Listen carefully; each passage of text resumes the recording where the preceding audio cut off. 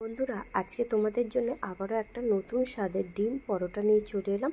চলো দেখে নিই। সবার প্রথমে 2 বাটি ময়দা, স্বাদ মতো লবণ, 1 টেবিল চামচ চিনি আর 3 টেবিল চামচ সাদা তেল দিয়ে ময়মটাকে খুব ভালো করে মেখে নিয়েছি। দেখেছো, যখন এরকম ডেলা মতন হয়ে চাপ দিলে ঝুড়োর মতন হয়ে যাবে তখন বুঝতে পারবে ময়মটা ঠিকঠাক হয়েছে। এবারে অল্প অল্প জল দিয়ে একটা ডো তৈরি করে নেবো। যেরকম আমরা আটা ময়দার ডো তৈরি করি ঠিক এরকমই ডোটা তৈরি করে নেবো। আর ডোটাকে খুব ভালো করে থেসে নিতে হবে।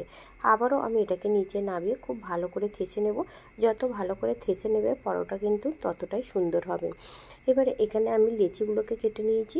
এখানে লেচিগুলোকে কেটে নিয়ে এই লেচিগুলোকে হাত দিয়ে গোল গোল করে আমি সমান করে শেপ করে নিয়েছি। এইভাবেই আমি সব কটা লেচি বাটিতে তুলে রাখলাম। এবারে চলো দেখে নিই। এখানে আমি অল্প পরিমাণে ময়দা দিয়েছি। ময়দার মধ্যে একটা লেচি দিলাম। এই লেচিটা দিয়ে আমি খুব ভালো করে ময়দাটাকে মাখিয়ে নিলাম। নেওয়ার পরে একটা বেলেন দিয়ে এটাকে আমরা যেরকম রুটি বেলি ঠিক সেরকম বেলে নিয়েছি। এবারে একটা প্যান নিয়েছি। প্যানের মধ্যে প্রথম রুটিটা যেটা আমি বেলে নিয়েছিলাম সেটা আমি এর মধ্যে বসিয়ে দিলাম। দেওয়ার পরে আবারও একটা আমি বেলে নেব। আর এই বেলাটা কিন্তু খুব পাতলা করতে হবে। যত বেশি পাতলা করতে পারবে এই রেসিপিটা কিন্তু ততটাই টেস্টি হবে। দেখো আমি দেখিয়ে দিলাম। এবার আগে যেটা আমি দিয়ে রেখেছিলাম তার উপরে অল্প পরিমাণে পেঁয়াজ আর কাঁচা লঙ্কা কুচি দিয়ে দিলাম।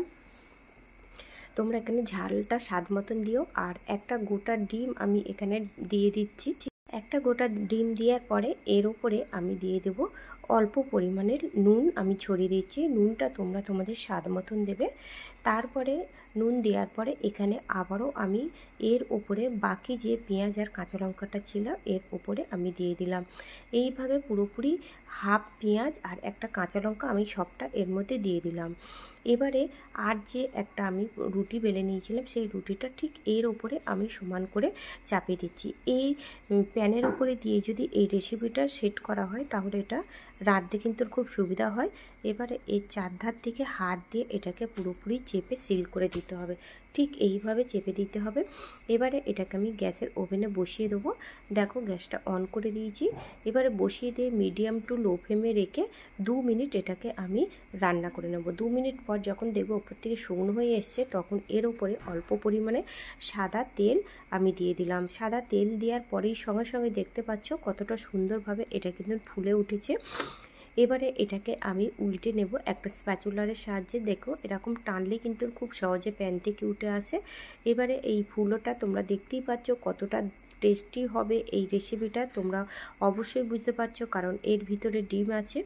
এটাকে উল্টে নিয়ে আবারও আমি অপর দিকটা 1 থেকে 1.5 মিনিটের মতো রেখে এটাকে ভেজে নিতে হবে। এটা খুব বেশি ভাজার প্রয়োজন হয় না, খুব কম আঁচেই কিন্তু এটা রান্না হয়ে যায়। দেখো আমি আবারও উল্টে তোমাদের দেখাচ্ছি। তৈরি হয়ে গেছে। এবার এটাকে আমি নামিয়ে নেবো। এটাকে আমি একটা প্লেটে তুলে নিচ্ছি।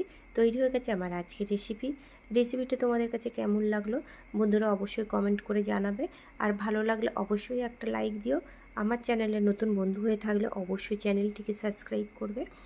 এবারে একটা ছুরি দিয়ে আমি তোমাদের কেটে দেখাচ্ছি যে এই পরোটাটার মধ্যে গোটা ডিম আছে সেই ডিমটা কতটা সুন্দর হয়েছে।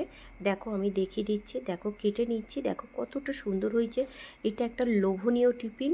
বাচ্চাদের যদি এই টিফিনটা স্কুল বক্সে দাও ওরা অনায়াসে কিন্তু এই টিফিনটা খেয়ে নেবে। বা অফিসে এই টিফিনটাও তোমরা দিতে পারো।